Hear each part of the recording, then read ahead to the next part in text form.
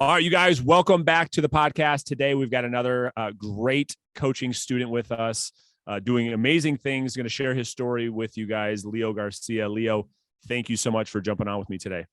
Hey, thanks, Brandon. It's a pleasure. Absolutely. So before we kind of jump into your story, just tell people where are you located? Where do you sell real estate? And how long have you been in real estate? Yeah, good question. So I'm in Southeast Washington. I'm in the desert part of Washington State. Everybody here is Washington State, and they think Seattle and stuff. So we don't get much rain down here. But anyway, it's a small market. There's only, I would say, about 1,500 agents in our market. And the surrounding areas, we serve about 300,000 people. So there's not a whole lot of agents. It's a pretty small market when it comes to realtors. But yeah, right now we've only got about 400 homes on the market. Typically it's anywhere from 12 to 1,500 homes. So it's a nationwide, crunch on inventory. So yeah, that's where we're at. I mean, 2 years. I've been in 2 years. Sorry. Yeah, that's all. It's all good. So you've been in 2 years, and it sounds like based on kind of your market and the way that it's structured with the number of agents, sounds like it's a great opportunity, great market to be in. Is that right? Absolutely. I think I see opportunity everywhere, quite honestly, Brandon. And in our market, being so, I guess I'll call it small, being so small, everybody works with each other. And so there's agents that have been here for 20, 30, 40 years, and some agents that are killing it, within 5 years. And so I want to be one of those breakout agents. I don't want to like dominate the market or anything, but I definitely want to become synonymous with real estate. When people think of real estate, I want people to think of me. And that's the goal. I mean, that's what you and I are working towards every day. So how long, give the people just an idea of how long you and I have been working together now. Yeah. So I had been on YouTube.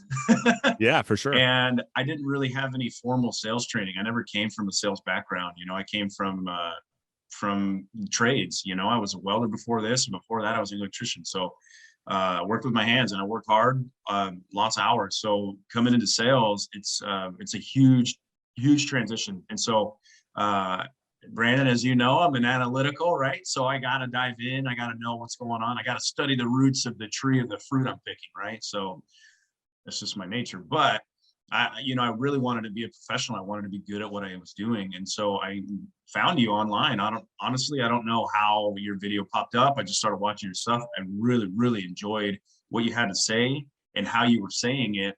And I thought, all right, I got to implement what's going on here. And that was my first year in real estate. And then I finally, towards the end of that first year, I said, man, I got some big goals for next year. And I know that if I signed up for this coaching program, I know I'll hit them.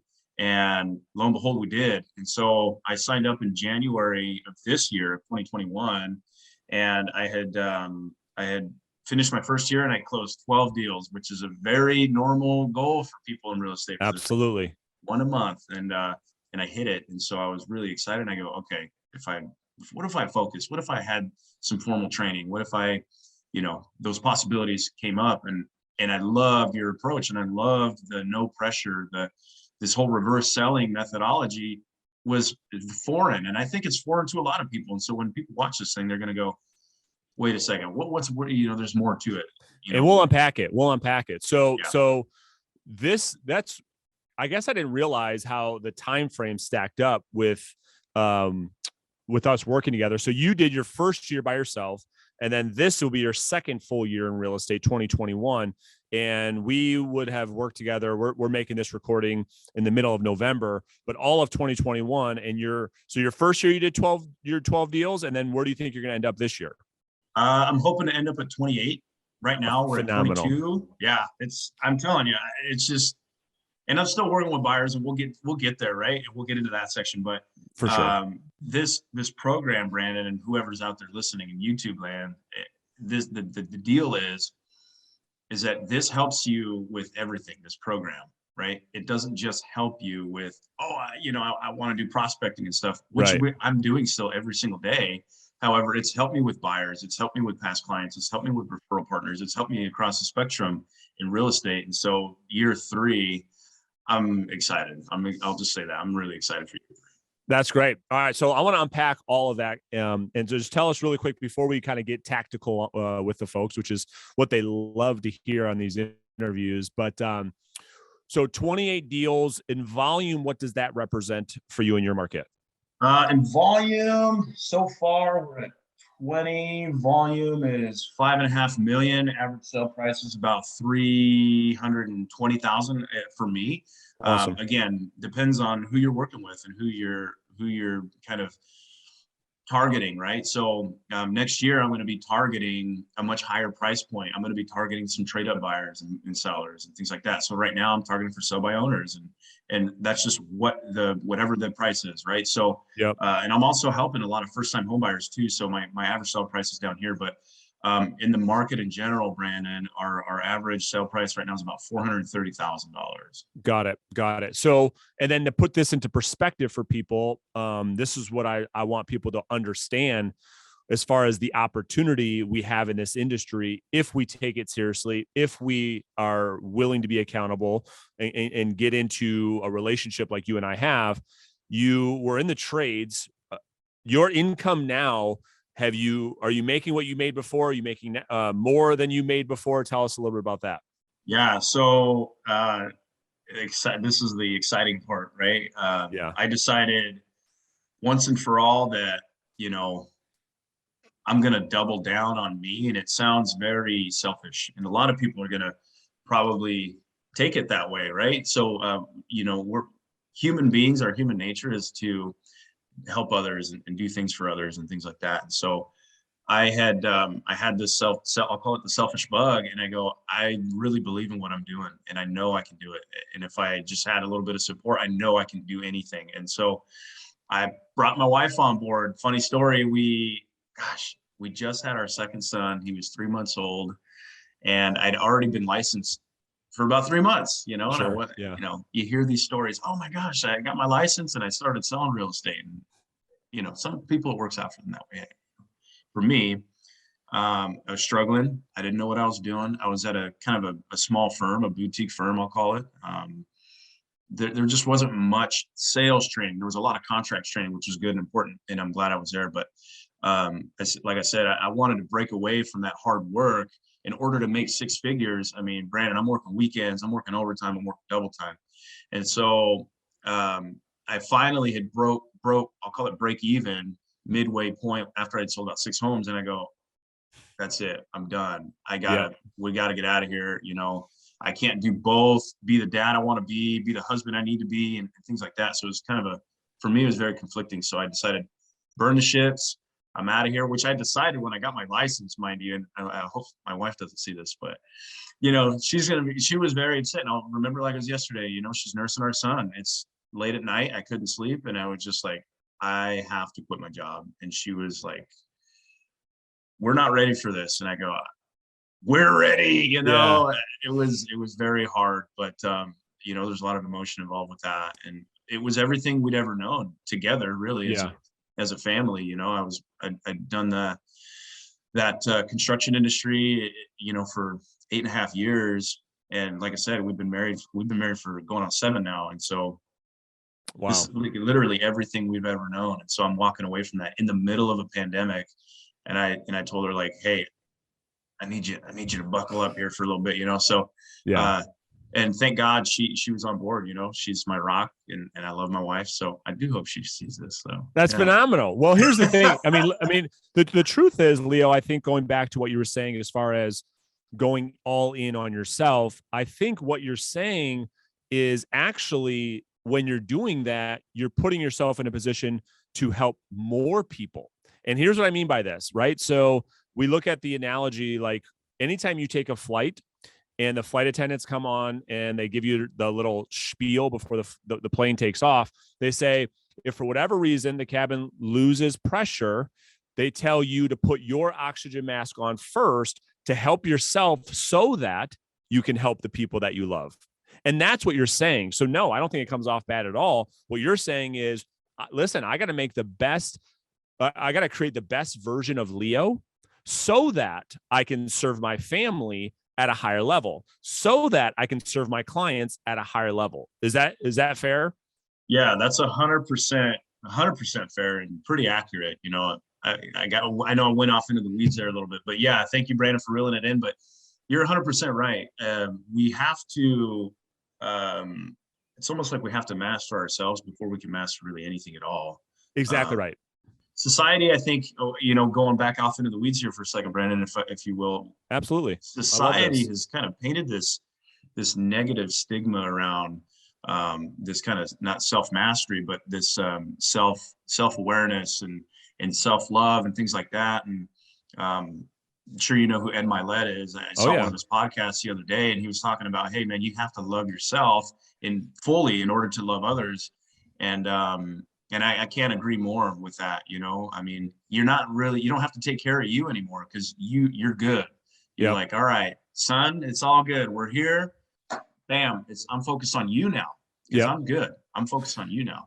Well, yeah. And I couldn't agree more. I mean, I love these conversations, call it the weeds or whatever. But if I had a whiteboard behind me, which I usually do in my studio right there, I do. And I've probably shown this to you before, but if I can paint a visual for people that might be listening to this on the podcast, it's like you have to fill your glass to the point where it's overflowing. And that overflowing is you helping other people. And I think what you're saying is society sometimes looks at you filling your glass as a selfish act, but it's not until your glass is overflowing that you can actually be of service to others. And so, yeah, it totally makes sense to me. So you get into business 2 years ago. You've been in the trades. You have never been into sales. I always like to start off the interview asking this question, and that is this: because there's so many people that are going to relate to this, what drew you to real estate? And then what was your biggest aha moment when you got into the business in terms of what did you think it was and what did you find out it actually was? And this is always interesting, right? So real estate looks sexy from afar. We think it's one thing getting into it. Tell us your experience getting into the industry and what you learned really quickly. Yeah, good. Excellent questions, Brandon. And number one, I'll just answer it really briefly, was the main reason I wanted to get into real estate was because I'm sitting there holding my son. He was just born, my second son, and I had nearly missed I'm telling you, it was a miracle that I made it on the first one. I was in Chicago. My wife goes into labor 3 weeks early. Like I barely made it. They're like, hey, you're not having the baby. I show up, nurse change shift. Baby's there 30 minutes later. Like my mom was like, she's very Catholic. She's like, oh, Miko, oh my God, it's a miracle, So that was the first one. Second one, I wasn't around at all. I was working. I was hardly around for a pregnancy. I didn't help much. That didn't make me feel very good at all. And so I'm holding them and I'm thinking, what can I do to be that dad that I've always wanted, and my dad and my mom, they both worked.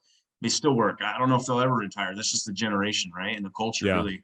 And so they are, they're in their 60s now, but they're hard workers and that's just who they were. And I didn't really get that whole, hey, we're out playing catch and we're out on the lake or the river or anything like that.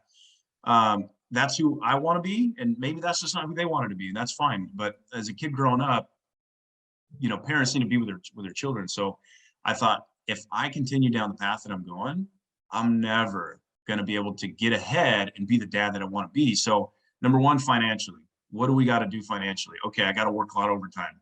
Okay, I got to, to get ahead, right? Which trading your time for money. That's right. And I thought, I'm done with this. Yeah. I'm over that. I got to start finding ways to trade my time for service. And then as your service increases, so will your rewards.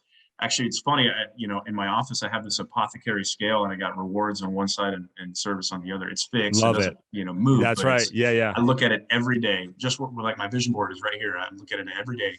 So that was a big one, right, Brandon? I want to be the husband and the dad that I've always wanted to be. And real estate has that freedom, you got to put the work in now, but in the future, so long as you're putting the work in, hey, the pay is, I call it a byproduct of what we do. And that's really exactly right. Yeah. It's the highest paid work for people that want to put in the work and the lowest paying work for people that don't work, it's so instant feedback.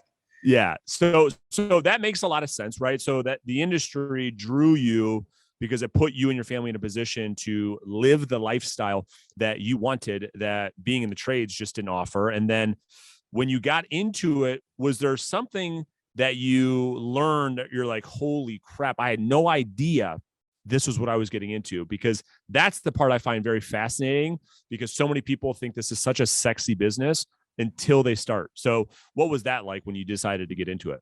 Yeah. So that portion, it was very difficult for me to grasp that, hey, I have to do XYZ now in order to reap those benefits later. So, in the program, you teach very well, and you paint the picture so simply, Brandon, which is what I love about the program. It's so simple, is what we're doing today, we're going to be reaping those benefits later. Yeah. And that was the hardest part for me to grasp. Was I was chasing buyers, and I still love working with buyers today, actually. Sure. And we'll get into that here in a second about the program and how that's helped me with Yeah. buyers even. But I thought, okay, I'm spinning my wheels here. I might as well, I really literally thought about going back to work. Absolutely. Like, you have to. Sure. I was like, what am I going to do? Like, I made a Yeah. huge mistake. I just wasn't prepared mentally for it. And I don't think anybody ever will, honestly, but I didn't latch onto a mentor or anything early on. I didn't know what any of that stuff was. I just started reading self-help books or self-motivation books, or well, I like to call them personal development books, right? Absolutely. Yeah. So, let me ask you this. So knowing what you know now based on that, because, quite frankly, it's very normal. What you just said is normal. Everybody goes through the 4 levels of learning. And I go through that with you guys in the program all the time. What you're talking about was you came in, unconsciously incompetent, right? You didn't know what you didn't know. You were just excited to start a new career. It wasn't long until you got into phase 2, which is when we call deception, right? This is where you're consciously incompetent. It's like, wow, this is way harder than I thought. What did I do? I suck at this. Let me go back. This is when the fear starts to take over. And that's what you're talking about. So what advice, knowing that, what would you tell people that are looking to get in the industry? What advice would you give them so they have a good expectation of how they can push through, how they can succeed right away in the industry that you wish you knew? yeah, that's a good question. So I would say, number 1, sign up for the program, right? Well, thanks for that. There's the plug. There's so much value in this program, Brandon, that I think people that are brand new in the industry, they're just going to learn so much. Even, okay, so everybody has a different learning curve. Regardless, like people like me, even that have that learning curve where I got to maybe fail 4 or 5 times in order to really grasp it. There's people in this program, they get it. Yeah. They just get it and they take off. And 5 years later, they're like, oh, hey, I just netted $1 million. So it's not uncommon, but what I would tell the new agent getting into the industry is, set your standards high, set your expectations high, be your biggest critic, but just be patient. If you trust the process and that, okay, I see everybody else being successful doing the things that I'm doing now, it's just not getting traction now. Be patient. Just make sure that you so long as you're doing the work, it will happen. You will get there. And I'll just add this, Brandon. Before I got in, like, I think the one video that really made me go, okay, I gotta get in this program was you had this video. It was like an hour long, and I was like, right, I'm watching YouTube videos how to sell houses for an hour. What am I doing? I just need to go sell houses. What was your video about the listing agent's schedule, I think? And you had and it was an old video. I mean, you're in your office, you got this whiteboard, it fell down a couple times. I'm like, all right, this guy's real life. I want to work with this guy. And you talked about the pendulum principle, how, hey, so long as you're putting yourself in pain first, your rewards and your pleasure will be an equal and opposite. So if you're just putting yourself a little bit of pain, that pleasure will be like, it will never exceed whatever you're putting yourself through pain. Love it. So that principle really made me start thinking, okay, I got to hit it hard. I got to do this. So I signed up for a consultation. Yeah. And that's exactly what you experienced, right? You put yourself in a lot of pain And like the pain pendulum works, like any pendulum works, it comes back in equal on the other side of pleasure. So phenomenal. So let's start to break down your business. So walk us through first what lead pillars you're working. Yeah, awesome. So right now I'm focusing, at least on the prospecting side, I'm focusing on for sell by owners. And I've been hand dialing the entire time. And so, people that are brand new, they're going to be like, what the hell is this guy talking about? So there's a lot of lead generating platforms out there that offer dialers, and I actually just signed up for one, Brandon. So in the program, I was really excited to announce that. And so I know, we're getting the ball rolling now. It's super exciting. But I would hand dial every single for sale by owner in my market every single day, even if they were on the market 60 days. I would just tell them, hey, this is Leo. I'm a local realtor. I see you've been on the market for a few months. I'm just wondering if it's still available, and if you'd be able to, or if you'd be open to working with an agent if they brought you a buyer. And a lot of the times they're tired, they're, yeah, sure, come on by if you want. I would set an appointment and just follow up through there. And what we are taught in this program is to win with base hits, just, very similar to the Moneyball kind of theory. That's right. You nailed it. Base hits. We just got to get face to face. We got to build the trust and rapport with these complete strangers, and we follow up forever, Brandon. We always follow up. So just being consistent in that, it was able to grow my business to 0 listings, right? I had one listing, and then I'm like, oh my gosh, this works, right? And just so excited, the dopamine. And then we go to, okay, 3 months go by. Okay, I got another listing. And then a couple of weeks went by. Oh my gosh, I got another one. So, on average, it would be about one listing a month, just hand dialing. And right now too, I don't know. I know you're big into calling, and I'm big into calling too, but a lot of people don't answer on the first call. Right. And so just consistently calling them, or even sending text messaging. So I'm getting a lot of success with text messaging too. So that's it's so funny you say that. Like most people, like I'm known for calling, but like I'm trying to change that perception, because I just believe in proactively generating business. And quite frankly, it could mean a lot of different things. And we do more texting than we do calling. Watch this. This might surprise the shit out of you and everybody else listening. We do more messaging on Facebook than we do texting. We do more messaging on Facebook than we do calling, right? Like realtors don't do any messaging on social. Like that's a whole nother strategy that we're going to start talking a lot about inside of our program. It's like, look up the for sale by owner and send them a message on Facebook. It pops up on their phone. They look at that more than any other thing right now, period. And there's no other realtors doing it. So that's a whole nother show in and of itself. So you're working for sell by owners. Are you working your sphere of influence database at all right now too? I am working my sphere in my database. And so one of those big, like the big pillar right now is my sphere and database, because I'm so new, we're just kind of generating those leads and kind of getting referrals and things like that. But the for sell by owners, the outbound prospecting, it works, man. It just works. So calling these people, they are not getting pressured into anything. We're not overqualifying them on the phone, and then potentially through that overqualifying, letting it slip through the crack, because we're so dead focused on getting a listing agreement over the phone and potentially ruining an opportunity to list a home. We're just getting face to face, and it works really well. And with the text messaging thing, Brandon, I hope people in the program aren't going to be like, wait, what are you talking about? A lot of my business comes from text. For sure. Say probably 80% of it comes from text. Makes total sense. Because when they don't answer, they don't want to talk to anybody. They're like, oh, it's another stupid realtor, left me a voicemail. I send them a text. It's non-threatening. They're like, hey, I don't even have to yell at this guy. I can just talk to him whenever I want. And if it takes a week to set the appointment over text, it takes a week. And I get in there and they're like, wow. Absolutely. I've never had an agent come through my house and do what you just did, because of what we're taught. So I love it. I love it. So you're working for sell by owners. You talked a little bit about your mindset and how you're approaching serving these people instead of trying to sell them anything, which is phenomenal.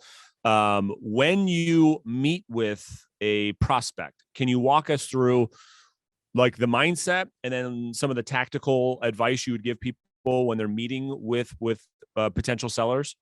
Yeah.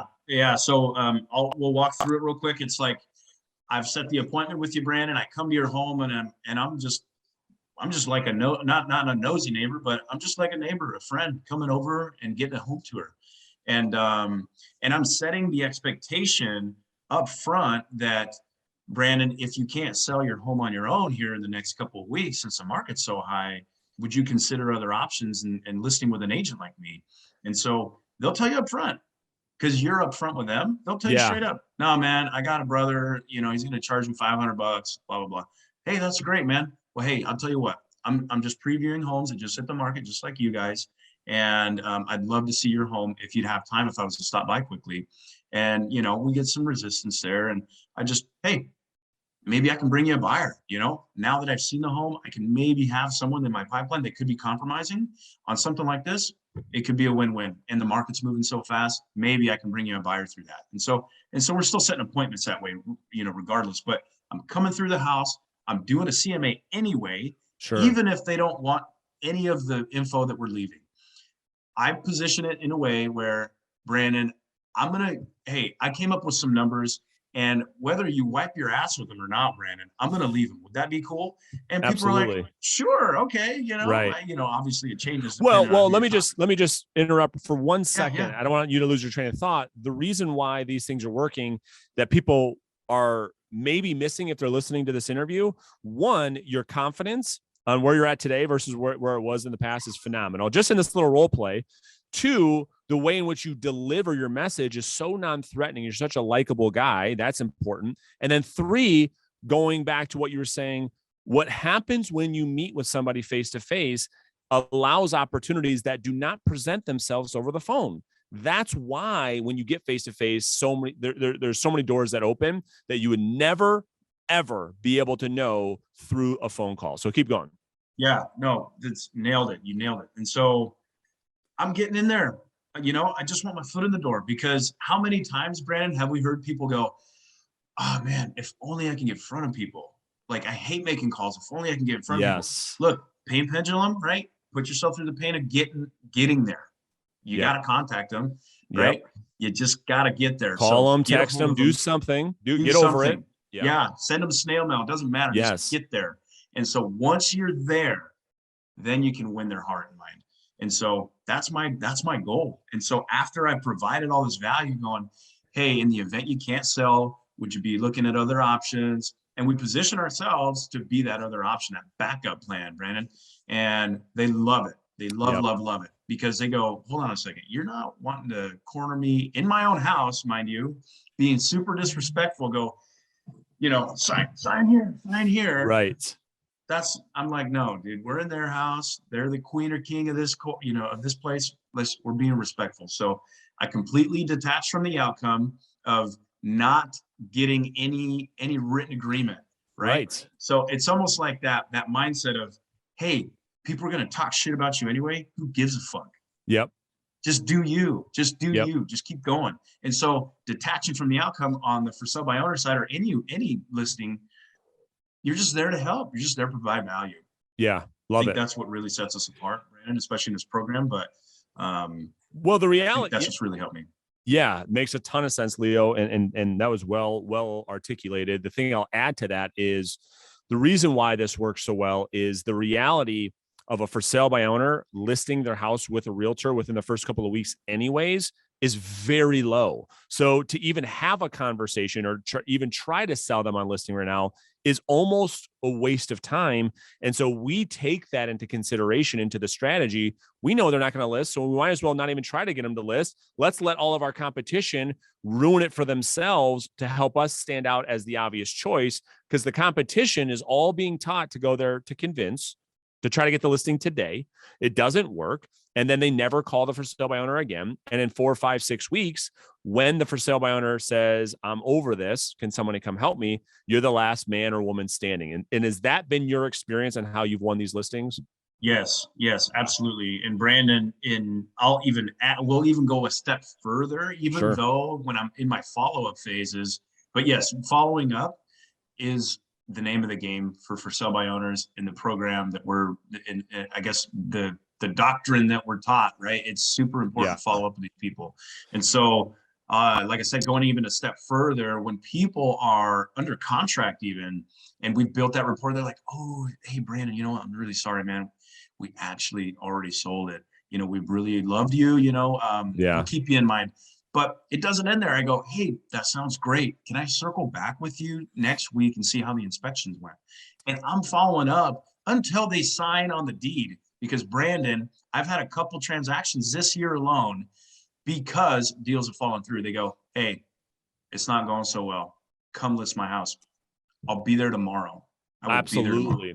And that's such a great point. And even if they do close, I mean, these people have to buy a house, so you can get buyer opportunities from these sellers. And then future business, you know, everybody wants everything now. They forget, like, well, dude, you're going to be in the business next year, right? So like, or in the year after that, and the year after that. So that's phenomenal. So let's talk about follow-up for a second. So you're going to do, what'd you say this year, 28 deals or something? Is that 28 right? deals. That's the goal. Yeah. I'm projected to do 28. Yep. All right. Love it. So how many of those would you say come through follow-up versus the first contact? Ooh, we'll do it the other way, right? So first contact, I've only had 2 for sell by owner listings. There you go. Where one of them they signed on the spot, and then another one was I had left completely thinking, okay, this is super hot. I'm going to call them tomorrow. Well, they called me as soon as I left and said, come back tomorrow morning and we're signing. So out of the 28, 12, out of the 12, just FSBO listings, out of the 12, 2 of them have been, you know, hey, come sign me right now. So, and it happens, but the reality is, I just did the math. 92% of your business comes through like building a relationship, multiple conversations, multiple touch points. So can you just give us a high level 30,000 foot view of how you're staying in touch with people after you have a first conversation, whether it be a buyer, seller, referral, whatever? How are you making sure that these opportunities don't fall through the cracks? Yeah, that's super, super important. And I used to be horrible at it. And I've got tech, I've got notepad and pen, old school, right? Yeah. And so right away, as soon as I get back to the office in the first thing in the morning, I'm writing a thank you card and I'm sending it to them. So Brandon, you just invited me over for a preview and I've come through. I'm thanking you for your time right away. You know, absolutely. I'm walking into your house and I'm asking you, hey, do you mind if do you want me to take my shoes off? Like, oh, hey, look at that picture. That's a beautiful painting. Did you paint it? You know, I'm just building rapport. That's through the preview, right? Set aside of that. But next morning, I'm writing a thank you card. Brandon, thank you for letting me in your wonderful home. I hope you sell on your own quickly. Good luck selling. You know, $5 gift card to Starbucks. Scratch off ticket. I know we do the scratch off tickets. Just thank them, number one. Number two, leave it open and tell them good luck. That's it. That's number one. Number two, sending them a text message in the middle of the week. You know, next week I'm calling, hey, Monday. Hey, did you accept an offer? No, I haven't. Okay, just kind of get some development on where they're at with pain. Maybe they're like, yeah, we haven't experienced some multiple offers. You know, put yourself in that position. Well, hey, let's talk. Let's meet. Let's talk about a plan that's actually going to get your home sold and generate that multiple offer scenario. Would that be fair? And people they love it. They love it. Yeah, that's so good. So that, dude, I love, this is so good. And so let me just ask you, because we could really go deep, but you know, what do you think what's impacted you in your life the most through the work that you and I do together that you may want to share with other people?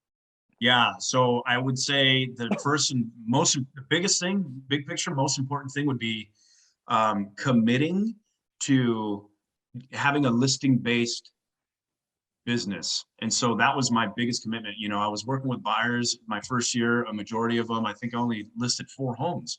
And this year, a majority of my business has been listings, right? Because we control our income, we control our schedule, we control our business. It's all on us. And so like I said, I wanted to be that dad. I wanted to be that husband. I wanted to be the friend that we're on the week. It's weekend. We're hanging out. Brandon, you know what I do on the weekends now? I'm talking with my sphere. I'm sending video text messages to my clients that we're listing. Hey, you know, I'm going, hey, this is where we're at today. We've had 3 offers. You know, I've already presented them to you. I know we got a review date, blah, blah, blah. I'm sending video text. That's what I'm doing on the weekends now. I'm not like driving around all damn weekend from showing 8 houses. a.m. to 8 p.m. I'm not doing that anymore. I'm over it. So I committed. That's the biggest thing. I committed to a listing-based business. And that was what this program is really. It's a core of it, but it's not all of it. Like there's just so much. There's just so much in this program. It's amazing. Yeah, well, that's phenomenal, man. And so you said something about how excited you are about next year's goal, because you have now, and I'm looking at something in my podcast room. I'm going to show it to you. I'm going to show it to the audience too. Yeah. I'm going to talk to you about the compound effect. And if you look at, do you see that on my wall? Oh, I love that. Yeah. So it's constantly reminding me of the power of what you're experiencing right now. You went 12, 28. When you and your wife talk about 2022, what's your goal? Yeah. So it's been, you know, so far it hasn't been, you know, the 10 years and like, oh my gosh, you know, you've doubled every year. Right. Well, being so fruitful and being so new in real estate, I'm very, I got a lot of energy, right? I got a lot of that aggressiveness. I want to help more and more people. So first year was 12, second year, we've doubled that. Absolutely. Right? So phenomenal. At the end of this month, I will have more than doubled my business from the first year. Crazy. So year 3, hey, let's double down again. You know, I like blackjack, you know, let's go, baby. Hit the casino here and there a little bit, but I'm like, hey, let's go for 50. Fuck it. Let's do it. And I'm excited, Brandon. I'm stoked about hitting 50 deals next year. Not because it's, hey, we're going to make a ton of money next year. Right. No, it's, we're going to be able to help more and more people next year. I'm going to have the skills to pay the bills. I'm risking it for the biscuit, baby. And we're going to go after it. We're going to hit it hard. And we're just going to find as many people as we can to help. Yeah. And that's the beauty of it. That's the goal. That's such a great goal. And let's leave on this high note.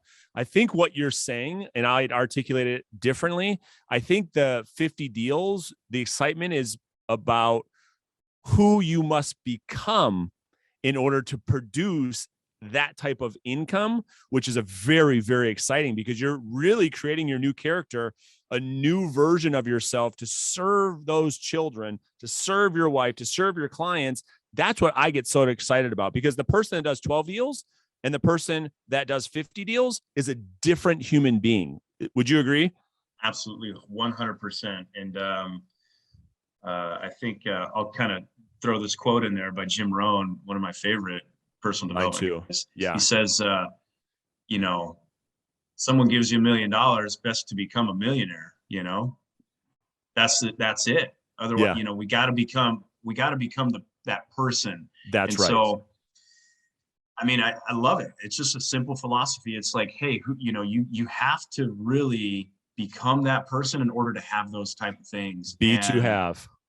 It's just, that's just what it is, man. You couldn't have said it more simply. It's, in order to have those things, you have to become the person that would have those things. Beautiful. Otherwise, it's all for nothing, you know. Well, we have to understand that. Yeah.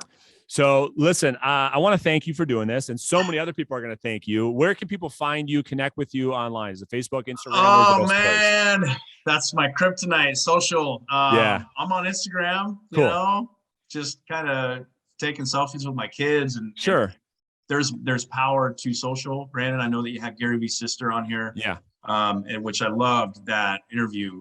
So she's got me excited about, hey, we got to stay top of mind. We got to.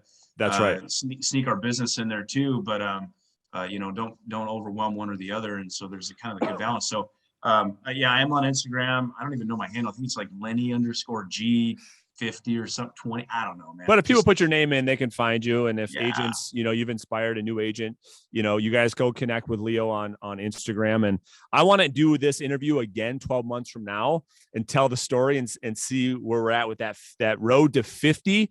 And dude, thank you so much for pouring back into this industry that's been so good to you and I.